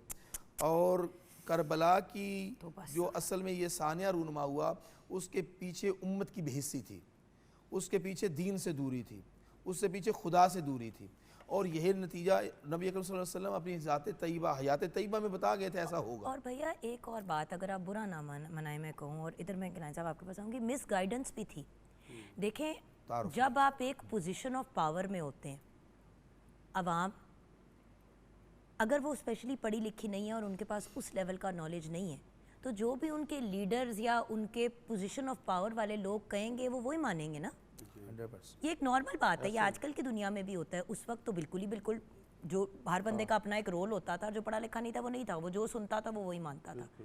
مس گائیڈنس، اور آج آپ دیکھیں سوشل میڈیا مس گائیڈ کرنے کا کتنا ایک خوبصورت انداز ہے لوگوں کو، جی بالکل، مس انفارمیشن دے کے لوگوں کے اندر پھوٹ پیدا کرنا، لڑائیاں کرنا۔ تو یہ بھی بات میں نے ضرور پوائنٹ آؤٹ کرنی تھی کہ مس گائیڈنس ضروری نہیں ہے کہ ہر بندہ جو وہاں پہ تھا، کیونکہ وہیں پہ لوگوں کو پھر احساس ہوا اور لوگوں نے اسلام قبول کرنے شروع کر دیے، اسی کربلا کے مقام پہ جہاں پہ بہت سے لوگوں نے زیادتی کی، غلط کیا، وہاں پہ بہت سے لوگوں نے ریئلائز کیا کہ یہاں پہ زیادتی ہو رہی ہے، ہم زیادتی کرنے آئے ہیں کیونکہ ان کو گائیڈ نہیں کیا تھا. جی جی. بسم اللہ الرحمن الرحیم. اللہم صلی علی سیدنا و مولانا محمد و علی آل سیدنا و مولانا محمد و بارک وسلم علیہ. سب سے پہلے آپ نے یہ پروگرام جو ہے آج پس منظر کربلا کا اور عاشورہ کا رکھا ہے. اس میں علامہ صاحب نے تو ایک ڈیٹیل سے اور بڑے اختصار سے پوری ڈیٹیل کو بتا دیا ہے اور بڑا خوبصورت انہوں نے وہ جو تمام اس کے اندر چیزیں تھیں وہ بیان کر دی ہیں. میں اپنا صرف یہ موقف بیان کرنا چاہتا ہوں کہ دیکھیں، سب سے پہلے میں سمجھتا ہوں کہ ان لوگوں کے لیے یہ جواب میں دینا چاہ رہا ہوں کہ جو لوگ سمجھتے ہیں، یہ سوال کرتے ہیں کہ بھئی کربلا سے بڑی بڑی کربلا بھی لگی ہیں، بڑے بڑے لوگوں کے ساتھ ظلم بھی ہوئے ہیں. تو میں ان کے لیے ہمیشہ یہ بات کرتا ہوں کہ یہ کربلا کا جو واقعہ ہے یہ اس قدر اہمیت کا حامل ہم سمجھتے ہیں. کیوں؟ کیونکہ پورا اسلام، پورا قرآن، پوری شریعت، پوری طریقت، پوری معرفت، پوری حقیقت میرے آقا دو جہاں محمد مصطفیٰ صلی اللہ علیہ وسلم کے ذریعے سے، ان کے وسیلے سے ہم تک پہنچی. اور یہ جو کربلا کا سارا واقعہ رونما ہوا کیونکہ ان کی اولاد کے ساتھ یہ کیا گیا. یہ ان کی اولاد، ایون کہ ان کے جو چھوٹے بچے، بزرگ، ان کو شہید کر دیا گیا. تو یہ اس لیے اس کو ہر سال 1400 سالوں سے ہر سال اس کی یاد تازہ کی جاتی ہے. اور صرف مسلمانوں میں نہیں، نان مسلمز بھی بہت عقیدت، بڑی رسپیکٹ کے ساتھ ساتھ چلتے ہیں. ہماری کرسچن کمیونٹی کو بھی اگر آپ دیکھیں، اسپیشلی پاکستان میں نے دیکھا ہے، کوئی خوشی کا موقع، کوئی شادی، کوئی اس طرح کی چیز نہیں رکھتے. اسپیشلی جو محرم کے مخصوص جو ہمارے جیسے 7، 8، 9، 10، 11 محرم کو یہ بھی سب اوائڈ کرتے. ایون نان مسلمز بہت رسپیکٹ دیتے ہیں. بالکل ایسے ہی. تو اس میں نبی مکرم صلی اللہ علیہ وسلم نے جو رول ماڈل پیش کر دیا تھا نا اسلام کا، پھر آگے خلافت راشدہ نے جو نظام قائم کر دیا ہوا تھا، اس سے تسلسل بہت خوبصورت چل رہا تھا. اور امام حسن علیہ السلام تک جو 6 ماہ کی پہ آئے اور اس تک جب یہ یزید تخت نشین ہوا ہے اور یہ ملوکیت کا اس نے بادشاہت کا ڈنڈورا پیٹنا شروع کیا ہے. اور اس کا انداز اس طرح کا تھا کہ اس نے سب سے پہلا حکم جو صادر کیا تھا وہ مدینہ میں ولید بن عقبہ جو اس وقت گورنر تھا اس کو خط لکھا اور اس نے کہا کہ عبداللہ بن زبیر، عبداللہ بن عمر اور حسین بن علی ان کو اپنے ادھر بلاؤ اور اب میری بیعت کے لیے ان کو کہو، یعنی مجبور کر دو، اگر نہ مانے تو سر قلم کر دیا جائے. یہاں تک کا وہ خط تھا.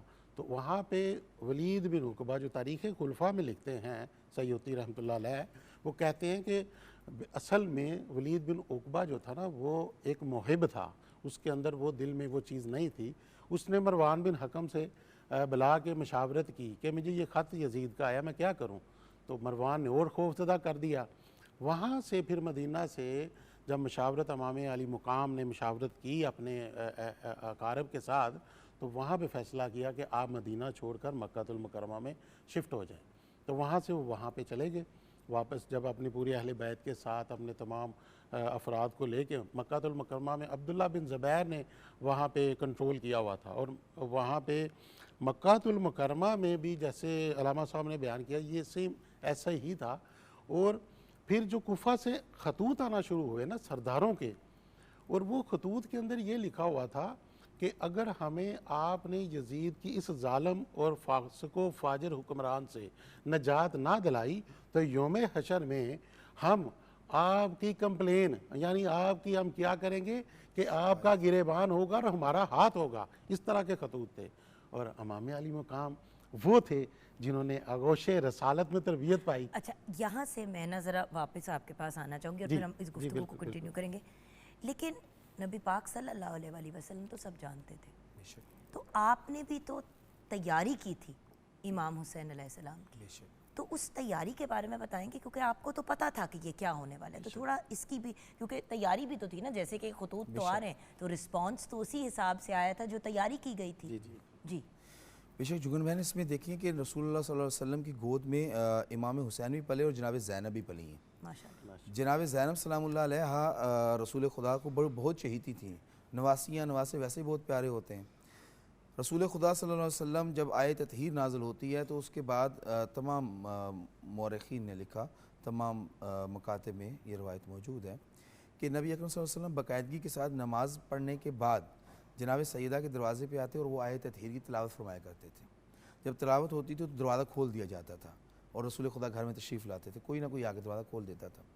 رسول خدا تشریف لائے اور رسول خدا نے تلاوت کی آیہ مجیدہ انما یرید اللہ کی، تو دروازہ کھلا تو سامنے دیکھا کہ جناب زینب کبریٰ کھڑی ہیں۔ اس وقت 4 سال کا سن تھا۔ جو ہی اپنی نواسی کو دیکھا تو کہا بیٹا تم دروازہ کھولنے کیوں آ گئی؟ کوئی گھر میں نہیں تھا۔ اور تو فرمایا نان جان میں اصل میں آپ سے اپنا خواب ایک بیان کرنا چاہتی تھی، میں آپ کی منتظر تھی کافی دیر سے، تو میں اس لیے خود آ گئی۔ اٹھایا ہاتھوں پہ، 4 سال کی بچی ہے، ہاتھ پہ اٹھایا، لے کے بیٹھ گئے۔ زینب بیٹا کیا دیکھا؟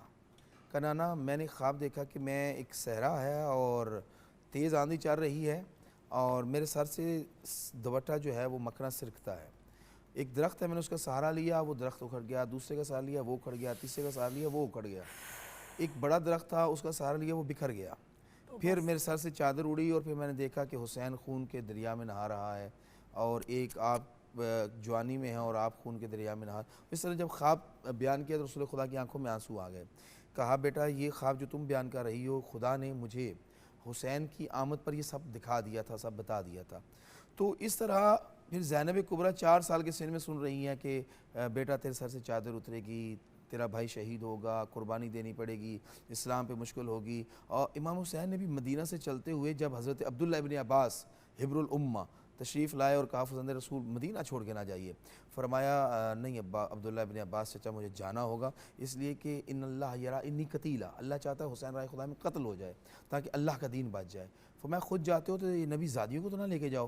کہا ان اللہ یرا انہن سوایا، اللہ چاہتا ہے تقدیر میں لکھ دیا کہ یہ قیدی بنے تاکہ دین آزاد ہو جائے۔ تو یہ اللہ نے پوری ایک تدبیر کے ساتھ جو ہے اس کو کیا، اور یہ حق جو ہے اس نے برسر عام ہونا تھا وہ حسین کے قتل سے ہوا اور جناب سیدہ کے خطبوں سے ہوا۔ سیدہ ثانیہ زہرا یہاں پہ ویورز ہم بریک کی طرف جائیں گے، واپس آئیں گے تو منیر بھائی سے بھی ہم نے بات کرنی ہے، اور آف کورس واقعہ کربلا آخر پھر ہوا کیا اس پہ ہم ڈسکشن کریں گے۔ بریک سے واپس آئیں گے کلام سنتے ہوئے، آپ ہمارے ساتھ رہیے گا۔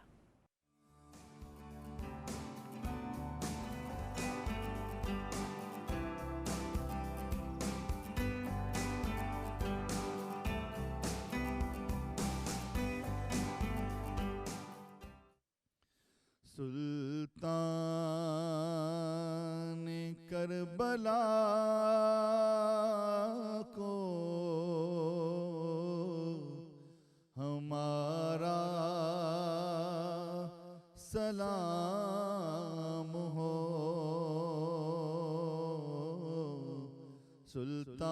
سلطان کربلا کو ہمارا سلام ہو،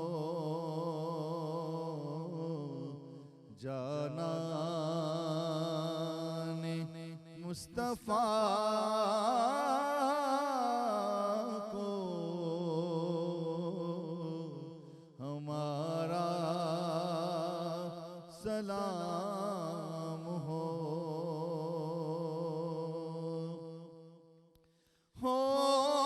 کر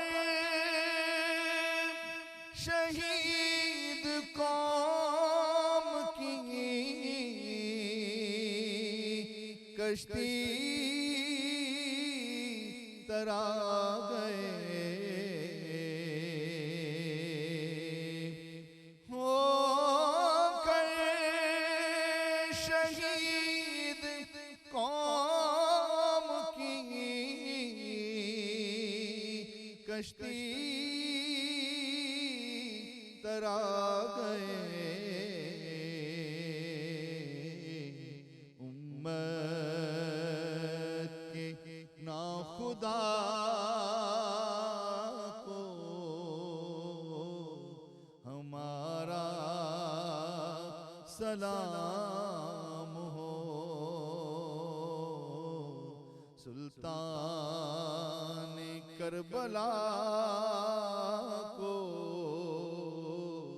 ہمارا سلام ہو۔ اکبر سا نوجوان وہ حیدر کا لاڈلا اکبر اکبر سا نوجوان وہ حیدر کا لاڈلا ہم شکل مصطفیٰ کو ہمارا سلام ہو ہم شکل مصطفیٰ کو ہمارا سلام ہو اور اصغر کی ننھی جان پر لاکھوں سلام ہو اصغر علی اصغر کی ننھی جان پہ لاکھوں سلام ہو معصوم بے خطا کو ہمارا سلام ہو عباس عباس عباس علمدار تھے زخموں سے چور چور اس پہ کرے وفا کو ہمارا سلام ہو سلطان کربلا کو ہمارا سلام ہو سبحان اللہ سبحان اللہ جزاک اللہ بہت بہت شکریہ ہمارے بہت ہی پیارے بھائی احمد علی دانش ویورز ہمیں بریک کے بعد جوائن کیا ہمارے بہت ہی پیارے بھائی نے جو اسپیشلی ٹریول کر کے آئے ہیں آج کے پروگرام کے لیے ہمارے بھائی ہیں ہمارے گائیڈ بھی ہیں ہر خوشی غمی کے موقع پہ پاکستان ٹیلی ویژن نیٹ ورک کے ساتھی مولانا عمران بشیر ہمارے ساتھ ہیں السلام علیکم عمران بھائی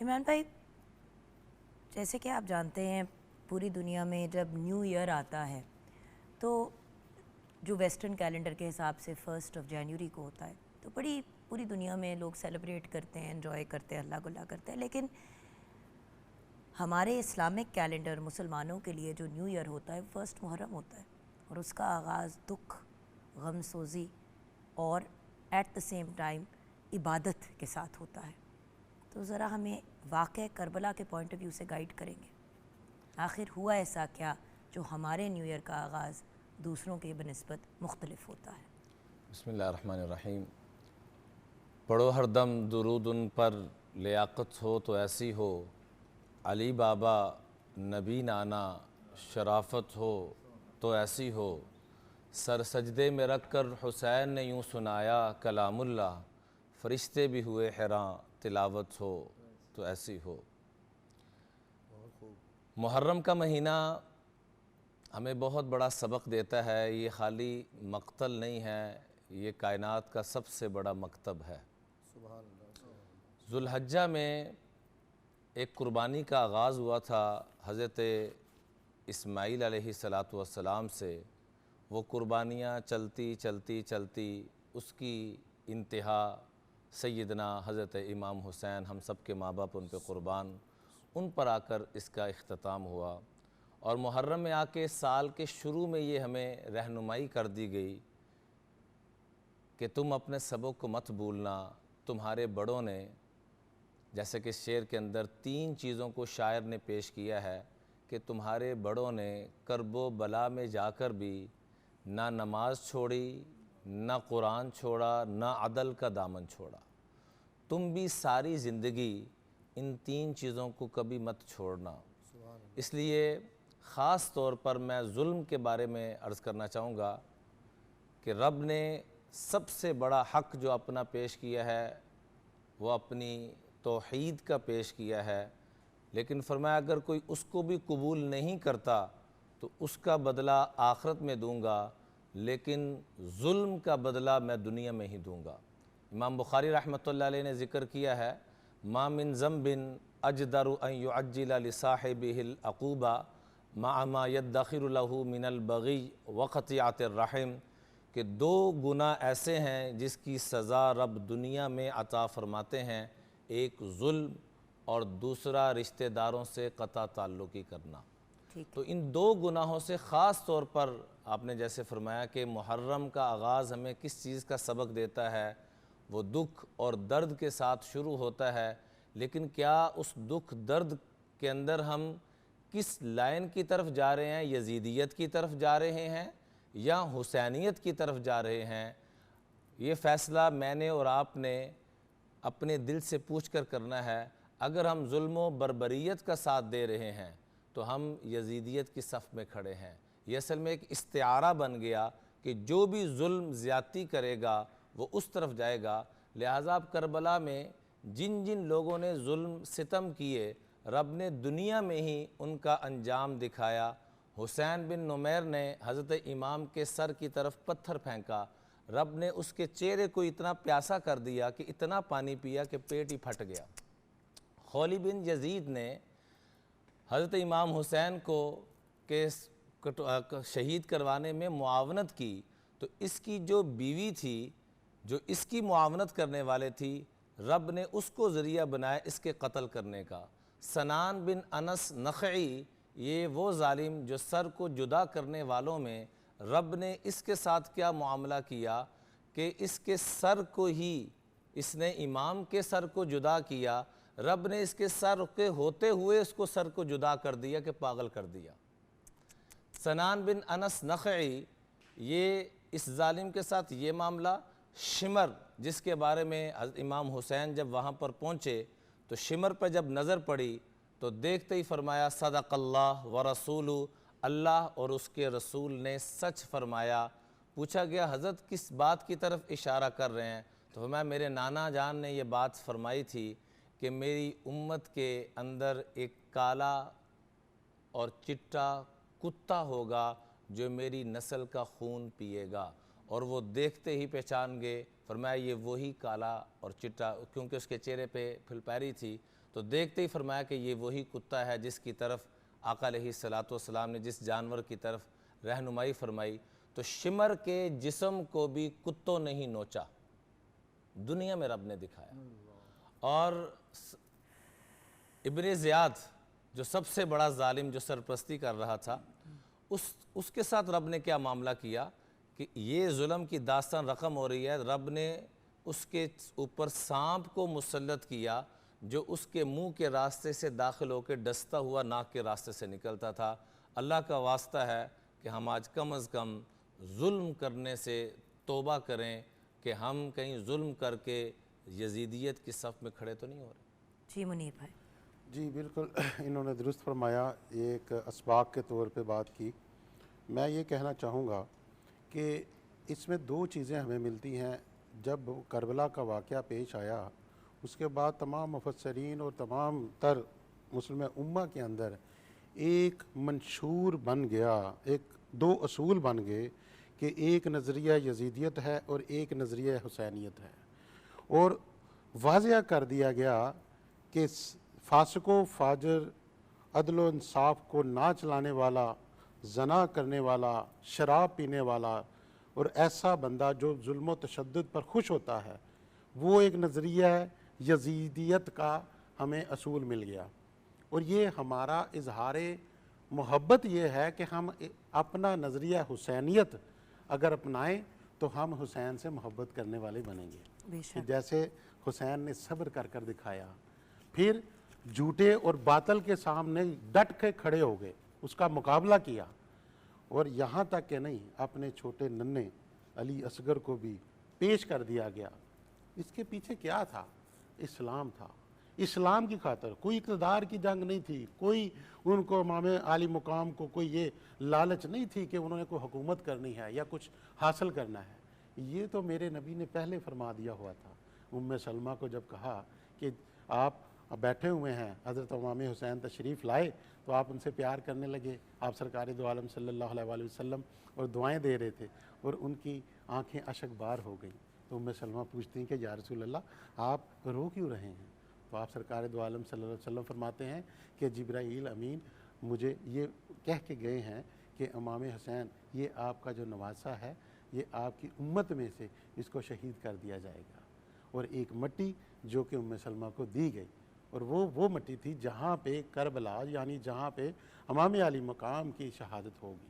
تو یہ وہ اصول بنا جو آقا کریم سے چلا، اور یہ چیز تھی، ہونی تھی، اور جس پر امام علی مقام ڈٹ کر کھڑے ہو گئے کہ ہم ظالم کے سامنے کھڑے ہوں گے، کیونکہ یزید کا نظریہ جو تھا، یزید کی جو عادت تھی، وہ اسلام کی شکل کو بگاڑ رہا تھا، وہ معاشرے کے اندر جو سکون تھا وہ برباد کر رہا تھا۔ تبھی تو کوفہ والوں نے آپ نے خطوط بھیجنا شروع کیے نا، ان کی جب عورتیں کی عزت پامال ہونا شروع ہو گئیں، ان کی جائیدادوں کو ہبت کرنا شروع کر دیا گیا، تو تبھی تو کوفہ سے خطوط کا یہ سلسلہ شروع ہو گیا، اور امام علی مقام کو اور جگہوں پہ بڑی چیزیں آئیں۔ اور امام علی مقام کا ایک اتنی بڑی یہ رول ماڈل ہمارے لیے ہے کہ یہ جہاد کا، صبر و استقلال کا جو لیسن میرے امام علی مقام نے عطا کر دیا ہے، یقین کریں اگر ہم ان سے محبت، اپنا انداز محبت کا پیش کرنا چاہتے ہیں تو ان کے نظریہ حسینیت کو اڈاپٹ کرنا چاہیے۔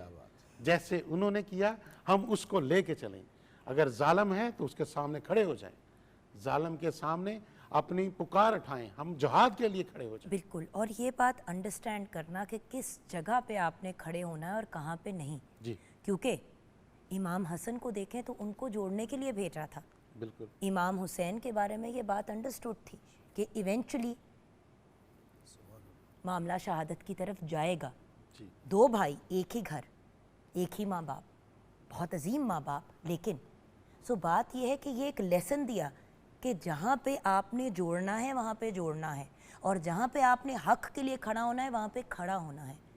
تو گائیڈنس اور پراپر طریقے سے سوچ سمجھ کے آگے بڑھنے کے پھر کیا کانسیکوینسز ہوتے ہیں۔ آج کوئی بھی اپنی اولاد کا نام یزید نہیں رکھتا، جی یہ ایک سوچنے کی بات ہے، اور نام لینا تک پسند نہیں کرتے۔ ہم بریک کی طرف جائیں گے، بریک کے بعد جب واپس آئیں گے تو شہادت امام حسین پہ بات کریں گے حسن بھائی آپ سے، بریک کے بعد۔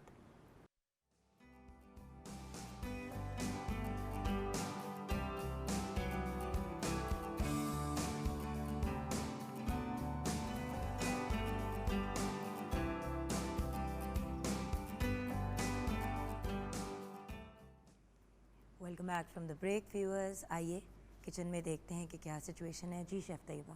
جی چکن بریانی جو ہے وہ تیار ہے، اور اسکنجوین جو ہے وہ بھی میں نے تیار کر لی ہے، اور جو ہے نا اگر آپ کی اجازت ہو تو میں ایک شعر پڑھنا چاہوں گی محرم کے حوالے سے۔ بالکل۔ جی انسان کو بیدار تو ہو لینے دو، انسان کو بیدار تو ہو لینے دو، ہر قوم پکارے گی ہمارے ہیں حسین۔ تو میرا خیال میں یہ سارا صرف یہی مسئلہ ہے کہ ہم میں شعور اور بیداری نہیں ہے، اس وجہ سے ہم اس ساری مسئلے کو سمجھتے نہیں ہیں۔ بہت بہت شکریہ، تھینک یو۔ ہم سب کے ویورز آج کے دن، بلکہ کسی بھی ایسے موقع پہ کوشش ہوتی ہے کہ اپنا حصہ ڈال دیں، چاہے وہ تھوڑا سا ہو چاہے وہ بڑا حصہ ہو، تو ہم ہمیشہ انکریج کرتے ہیں کہ ہمارے پروگرام میں ہر کوئی اپنا اپنا پارٹ ضرور پلے کرے۔ حسن بھائی آپ کی طرف بڑھتے ہیں۔ بہت ہی تکلیف دہ حصہ اس گفتگو کا، جو ہم میں سے بہت سے لوگوں کو سنتے سنتے بہت زیادہ بیدار کر دیتا ہے، اپسیٹ بھی کر دیتا ہے، لیکن آج کے دن یہ گفتگو ہو اور شہادت امام حسین کی بات نہ کریں تو بہت معاملہ مشکل ہو جاتا ہے۔ جی حسن بھائی۔ جہاں 7 محرم کا دن وہ دن تھا جب فوج اشقیاء نے مولا حسین پہ پانی بند کر دیا، اور پھر 10 محرم کی فجر جب حضرت علی اکبر نے اذان دی اور امام حسین نے نماز پڑھائی تو امام کے پیچھے پڑھنے والے نمازیوں پہ تیروں کی برسات ہو گئی۔ اس برسات کے نتیجے میں امام کے 32 ساتھی شہید ہو گئے۔ پھر وہ مختصر سا لشکر جس کو روز عاشور صف بندی کی گئی 35-40 افراد، اور پھر ایک مرحلہ آتا ہے کہ امام حسین بالکل یک و تنہا رہ جاتے ہیں، اور جب یک و تنہا رہ جاتے ہیں تو اس وقت امام کے بدن نازنی کی حالت یہ ہوتی ہے کہ روایات مقاتل میں ملتا ہے کہ حضرت کا بدن پورا زخمی ہے، کہیں تلوار، کہیں نیزہ، کہیں تیر و تبر، اور اتنی جگہ بھی خالی نہیں جتنی انگوٹھی کا نگینہ ہوتا ہے۔ اور ایسی حالت میں امام حسین علیہ السلام خیام حسینی کی طرف آتے ہیں اور اپنی بہنوں سے الوداع کرتے ہیں۔ فرماتے ہیں یا اخت زینب لا تنسینی فی صلاۃ اللیل، بہن زینب مجھے نماز تہجد میں فراموش نہ کہنا۔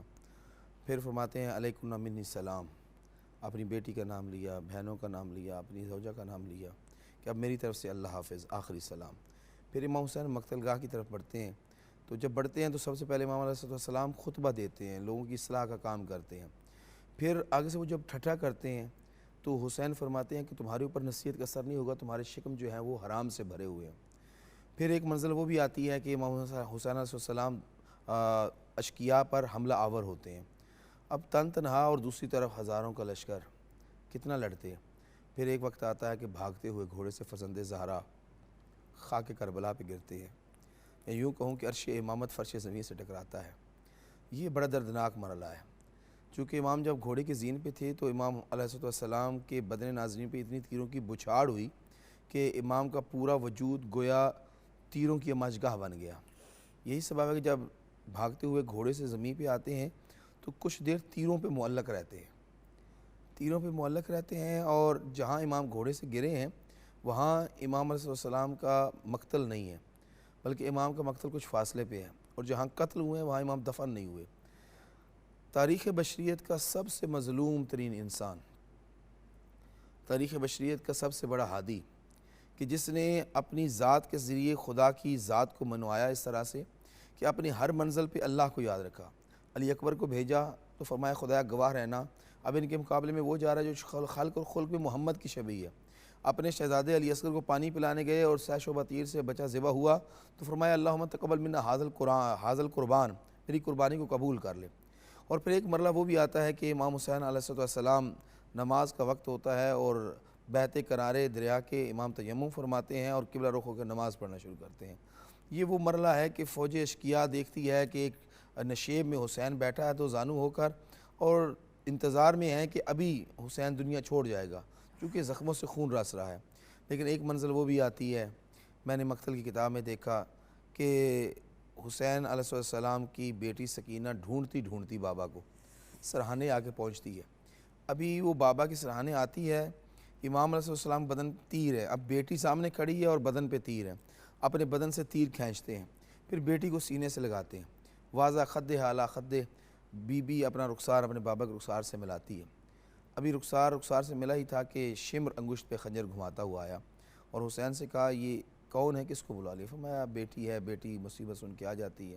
پھر ایک مرحلہ وہ آتا ہے کہ خود جناب سیدہ سکینہ روایت کی راوی ہیں، اور دوسری راویہ ہیں جناب زینب بنت علی مولا حسین کی بہن۔ کافی دیر ہو گئی، گھوڑا خیام واپس آ چکا ہے، بھائی نظر نہیں آ رہا، میرے بھائی کے ساتھ کیا ہو گیا؟ بی بی ٹیلے پہ جا کے دیکھتی ہے تو کیا منظر ہے کہ حسین کربلا کی ریت پہ چت پڑے ہیں اور حسین کے سینے پہ شمر بیٹھا ہے، جس کے بارے میں ابھی برادر عزیز نے فرمایا کہ جب شمر امام کے سینے پہ آ کے بیٹھا تو امام نے اس کے بدن کے داغ کو دیکھا تو فرمایا میرے نانا نے سچ کہا تھا کہ تجھے ایک بدنسب انسان قتل کرے گا۔ اب اس کو غصہ آتا ہے، وہ اپنا خنجر امام کی گردن پہ مارنے کی بجائے پتھر پہ مارتا ہے، پہلے خنجر کو کند کرتا ہے اور پھر حسین کے گلے پہ خنجر چلاتا ہے۔ پھر ایک مرحلہ وہ بھی آتا ہے کہ توحید کی آواز آتی ہے، یا ایتھا النفس المطمئنہ، گویا زبان حال سے ارجعی الی ربک راضیۃ مرضیہ۔ پھر وہ مرحلہ بھی آتا ہے کہ بی بی سکینہ اپنے بھائی کے خیمہ میں پہنچتی ہیں اور کہتی ہیں سید سجاد اٹھ، بیماری سے جاگ، بابا کی خبر لیجیے۔ اتنے میں بی بی زینب خیمہ میں تشریف فرماتی ہیں، پردہ ہٹتا ہے تو ایک عجیب منظر ہوتا ہے کہ نو کے نیزہ پر امام حسین کا سر سوار ہے اور امام کا سر فضا میں بلند کر دیا جاتا ہے۔ اور سرخ و سیاہ آندیاں چلنے لگتی ہیں، آسمان سے خور کی بارش آنے لگتی ہے۔ لیکن وہ جو خیام کا حال ہے وہ عجیب ہے۔ اب ہر بی بی ہے اور ہر بی بی پریشان بھی ہے، اور ایسے میں خیموں کو آگ لگتی ہے۔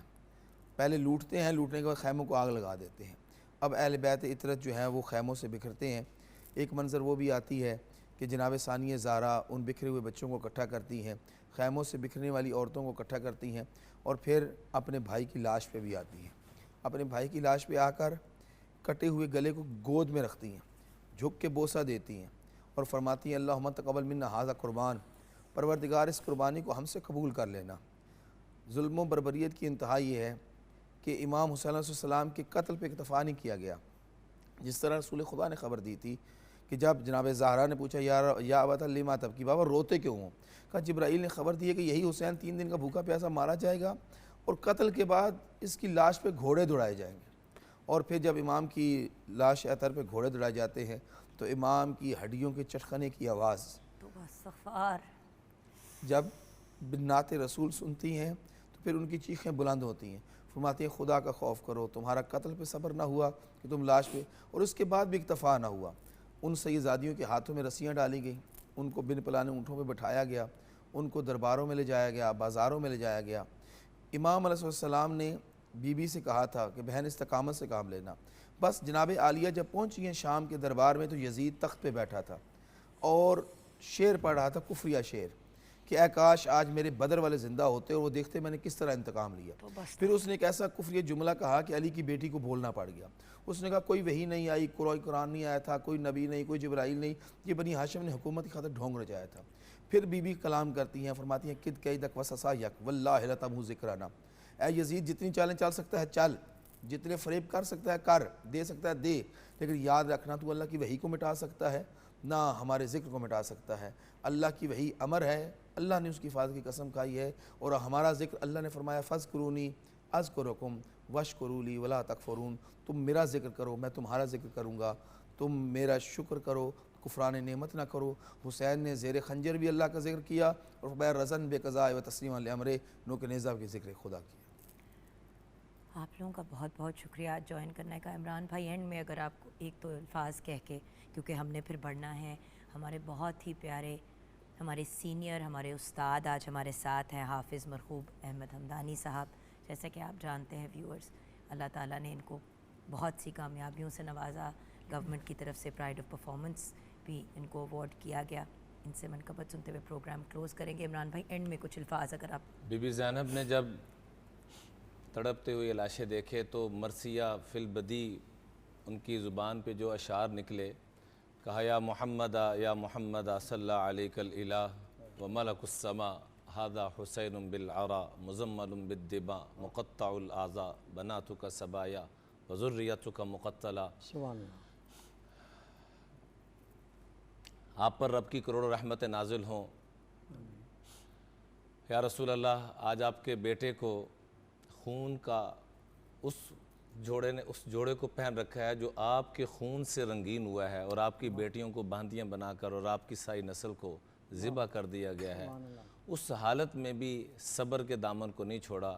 میں یہی گزارش کرنا چاہوں گا کہ اللہ کا واسطہ ہے کہ آج ہم نیت اور عزم کریں کہ جیسے انہوں نے صبر کا دامن نہیں چھوڑا، عدل کا دامن نہیں چھوڑا، آج اگر ہم سفید کوٹ پہن کر ڈاکٹر کی سیٹ پر ظلم کر رہے ہیں تو یزیدیت کی صف کی طرف جا رہے ہیں، اور اگر ہم ممبر و محراب پر بیٹھ کر امت میں تفرقہ بازی پیدا کر رہے ہیں تو ہم یزیدیت کی صف میں جا رہے ہیں۔ امت کو جوڑنے کی نیت کریں، اللہ کا واسطہ ہے۔ آگے ہماری کمر ٹوٹ چکی ہے، آئیے اللہ کا واسطہ ہے کہ آپس میں جس طرح لب سے لب ملتے ہیں نام محمد کے سبب، کاش کہ ہم سب مل جائیں نام محمد کے سبب۔ یہی گزارش کرنا چاہوں گا کہ صبر کا دامن نہ چھوڑیں اور عدل کا دامن نہ چھوڑیں۔ جی حافظ صاحب، جی حافظ صاحب، آپ کے ساتھ پروگرام کلوز کریں۔ آغاز میں جی جی انہوں نے آپ نے نام تو نہیں اناؤنس کرنا، ہو گیا کیونکہ آپ پرائڈ آف پرفارمنس یافتہ ہے ماشاءاللہ سے۔ جی جس نے کربل میں جام شہادت پیا، اس حسین ابن حیدر پہ لاکھوں سلام۔ جس نے نیزے پہ چڑھ کر ہے قرآن پڑھا اس حسین ابن حیدر پہ لاکھوں سلام. سامنے جس کے اکبر شہید ہو گیا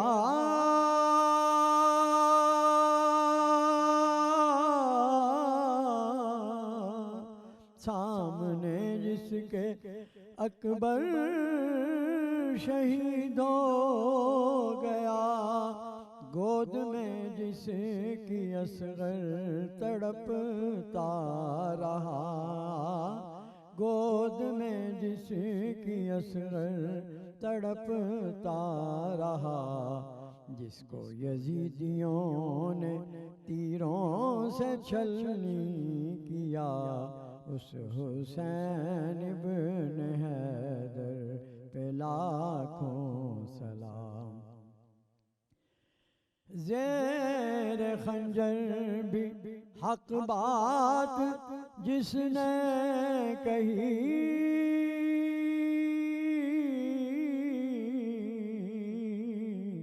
زیر خنجر بھی حق بات جس نے کہی چوٹ پر چوٹ سینے پہ جس نے سہی چوٹ پر چوٹ سینے پہ جس نے سہی جس کی صغرا مدینے میں روتی رہی جس کی صغرا مدینے میں روتی رہی اس حسین ابن حیدر پہ لاکھوں سلام.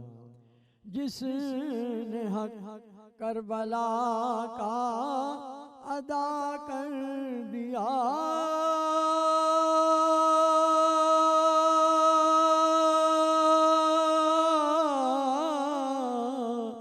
جس نے حق کربلا کا ادا کر دیا گھر کا گھر سب سپرد خدا کر دیا گھر کا گھر سب سپرد خدا کر دیا اپنے نانا کا وعدہ وفا کر دیا اپنے نانا کا وعدہ وفا کر دیا اس حسین ابن حیدر پہ لاکھوں سلام. جس نے کربل میں جام شہادت پیا اس حسین ابن حیدر پہ لاکھوں سلام.